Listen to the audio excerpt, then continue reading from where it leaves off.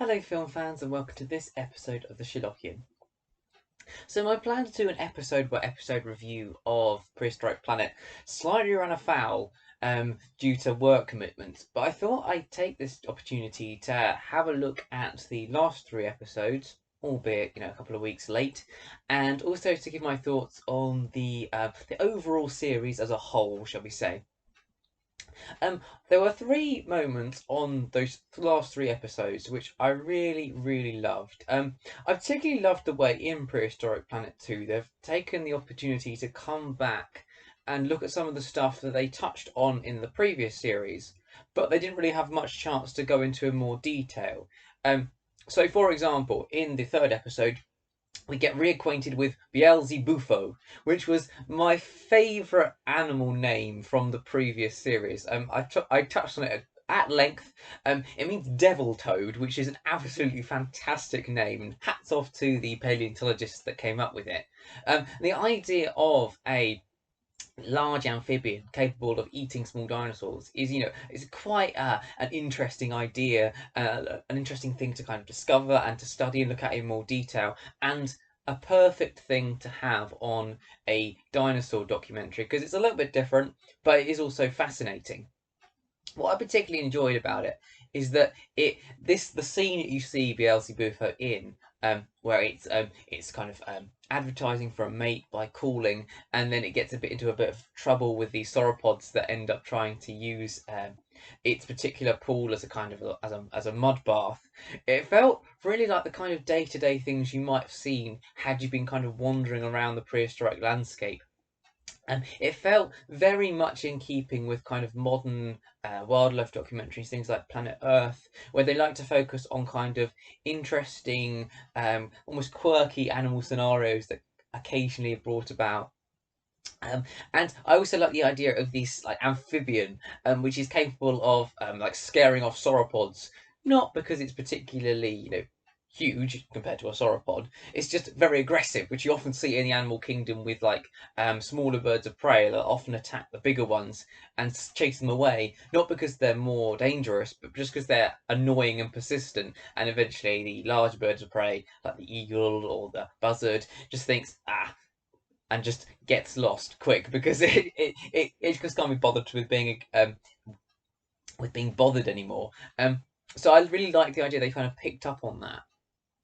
And also the colour scheme of Beelzebufo is just gorgeous. Looks amazing. Again, I've mentioned before in the other two reviews I did how much I enjoyed the fact that they kept up one of the highlights of the previous series, which was they really paid attention to detail and giving kind of all the individual dinosaurs like beautiful like colour schemes. They aren't just like green and brown. You get these reds and blues and other colours in there as well, which I really thought was a really nice piece of attention to detail. The scene with the Triceratops where they're fighting each other, you can actually tell the difference between the two male Triceratops just by looking at them. They have completely different designs, different colours. They got different like details on their skin.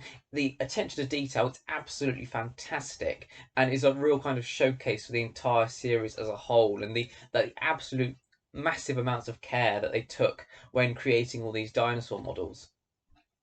Um, I think actually my favourite scene in the entire series has got to be the bit with the mosasaur in it, where they're hunting. We saw mosasaurs in the first episode of the first series of Prehistoric Planet, and in that I really appreciated how much they did something a bit different. They showed like the mosasaur sunbathing. They showed it hunting like T Rexes that were or baby T Rexes that were swimming between islands. Um, but they didn't go kind of all out like most dinosaur documentaries, like say Walking with Dinosaurs did with things like Dipleurodon, where they really go and show you the big spectacular sequences like straight away, just to try and to like almost attract audience attention, and because it's the kind of the obvious thing to do. You've got a big monstrous reptile in the sea, so you're going to show it doing something big and impressive. So I appreciated that in the first series, but this bit where they actually show the mosasaur hunting elasmosaurs is absolutely fantastic, because I like the idea that they waited for the second series to show this, but then once they show it, they really go to town on it, and it felt very realistic. You kind of see the mosasaur hiding at the bottom, and then I love the detail that they talked about in the making of bit at the end, where they paid attention to the fact that it actually curves its body almost like an S shape, and then almost as soon as it's ready to sort of spring into action, it kind of pings off, and it really gets that kind of that S gives it an extra kind of like push forward. And when it actually goes through the water, you actually get the sense that it's pushing against something. It feels like it's not just moving through the water like there's nothing there, like it's air. There is a bit of like drag to the model they used, but it kind of like it almost doesn't affect it after a while. It kind of like then gains speed and shoots through the water like almost like a torpedo. It's amazing, and I like the idea as well that if it missed, then it was kind of done. Like the Elasmosaurs were agile enough just to get out the way. So you got the sense that the Mosasaur's not like it's kind of absolutely like invulnerable predator. It can mess up, and its entire strategy is kind of just based on ambush hunting. Um, Again, that is another attention to detail I've really appreciated with Prehistoric Planet. How ambush hunters in this series literally are ambush hunters. They'll like spring into action. They'll leg it after something, and then if they miss, that's it, they're done. There's no big long chase like there often is in dinosaur shows, just to give something impressive. They actually paid attention to how animals in the modern period behave, and kind of they kind of incorporated that into their models. So you'll see like a big I can't remember what they're called now, theropod dinosaur, like in the fifth episode of the first series, and you'll see it chasing something, and if it doesn't strike it immediately, that's it. They escape, which is again, it felt a bit like the way modern animals like leopards hunt, but kind of just with dinosaurs, which I really liked, and it felt much more realistic than previous portrayals of dinosaurs in those kind of recreated documentary series. And then the part where the mosasaur actually breaks from the water, and it wasn't entirely a surprise because it was in the marketing material for Prehistoric Planet 2, but it looks amazing as it kind of breaks the surface, and it's got the elasmosaur in its mouth. It really reminded me a bit of the part in Planet Earth, where you see the great white sharks hunting, but like kind of even more impressive. And in a prehistoric landscape, it was an absolutely fantastic idea, and I guess a little bit like the part of Walking with Dinosaurs where you see that massive Dipleurodon grab, I think is an ichthyosaur. I really felt like it was kind of like a more up-to-date version of that, and they kind of just tweaked it a bit and made it a bit more realistic.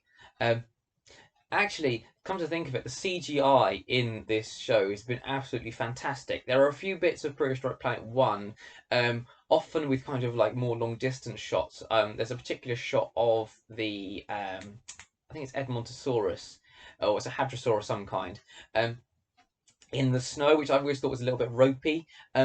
But for the most part, Prehistoric Planet 2 has had absolutely fantastic CGI. It's like almost flawless CGI. It's been gorgeous.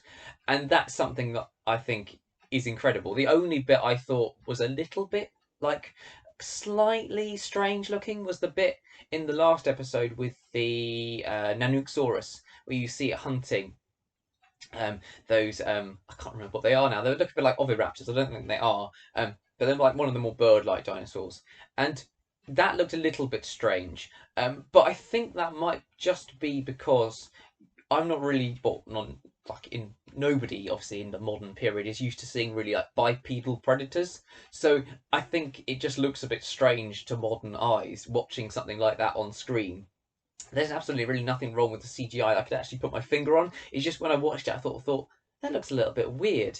Might also be slightly to do with the fact that obviously with the dinosaur models, unlike a lot of other things, they can kind of copy from like modern animals. Like for instance, with say Beelzebufo, for example, they can copy the way modern amphibians move and then just incorporate that into their kind of programming. There's nothing really you can do with big bipedal dinosaurs. You've got to try and recreate all that from scratch. And again, just, I suppose trying to make something that big move fast on two legs, the only thing you can really copy is kind of the way people move, and obviously dinosaurs don't have the same anatomy as people, so it's quite difficult to make it look kind of realistic, because you've got nothing really to base it on. I think they've got to the stage now where with bipedal dinosaurs, they walk in a really natural way, but they don't quite run in a natural way. They still have a bit that kind of Jurassic Park problem with the T Rex, where when it ran, I always sort of thought there wasn't anything you could put your finger on, but it looked kind of a bit slow. You kind of thought, why can't it just like they outrun it in the Jeep? Which I know they do eventually, but it kind of looked like it was moving very slowly, but everything around it was moving slowly as well, and it kind of didn't quite fit the surroundings.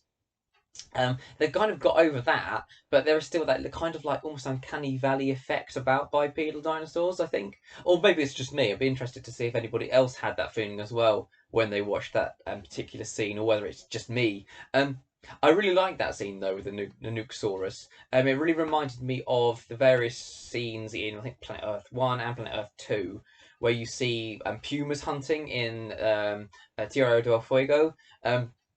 The landscape was very similar to that, and also the way they kind of the relationship between the Nanooksaurus and its prey was very similar to the way the kind of relationship between pumas and guanacos is often portrayed in documentaries.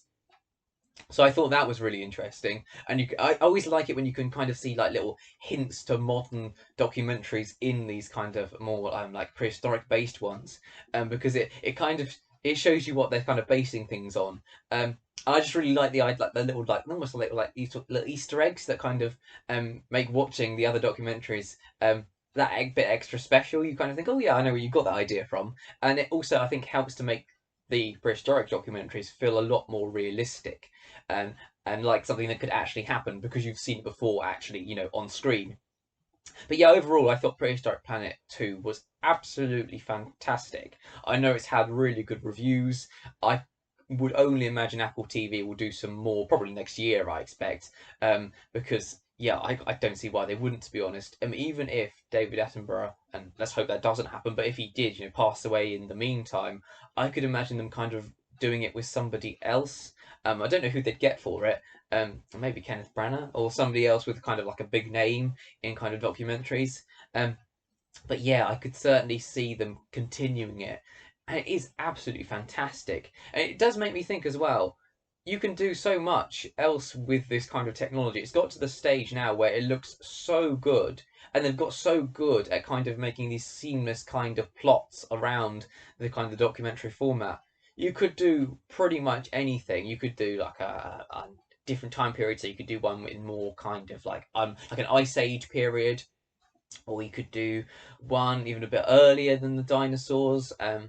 You could do it like any time you wanted. Yeah, it's absolutely fantastic. So I know how like after Walking with Dinosaurs came out, there was kind of almost like an age of different kind of dinosaur and prehistoric related documentaries that came out. There was obviously the three other Walking With series, and there were lots of other different like dinosaur documentaries that were clearly almost like a bit like spin-offs of Walking with Dinosaurs. And I could definitely say the same thing happening with other providers. I know Netflix are doing, things like Our Planet. I could really see them kind of getting on board with a similar kind of series. I could also see Disney Plus doing something similar as well, and it would be quite interesting if they did take up the idea and kind of tweaked it to see where it would go next. I'd love to see like a National Geographic format a dinosaur documentary. I know they do dinosaur documentaries, but in the kind of the similar light to the way they do their other animal documentaries. I think that'd be interesting kind of take, because Apple TV seems to be like the BBC take on a dinosaur documentary. They even have, like they're even in partnership with the BBC Natural History Unit, and they've got David Attenborough. So yeah, I think it could be really interesting to see where they go with it next. Anyway, that was the Sherlockian. Thanks very much for watching, film fans. If you've enjoyed it, feel free to subscribe to the channel. There's a button below to press if you're interested. There's also a link to my Twitter feed in the description below. So yeah, thanks for watching. I'll see you in the next one. Goodbye.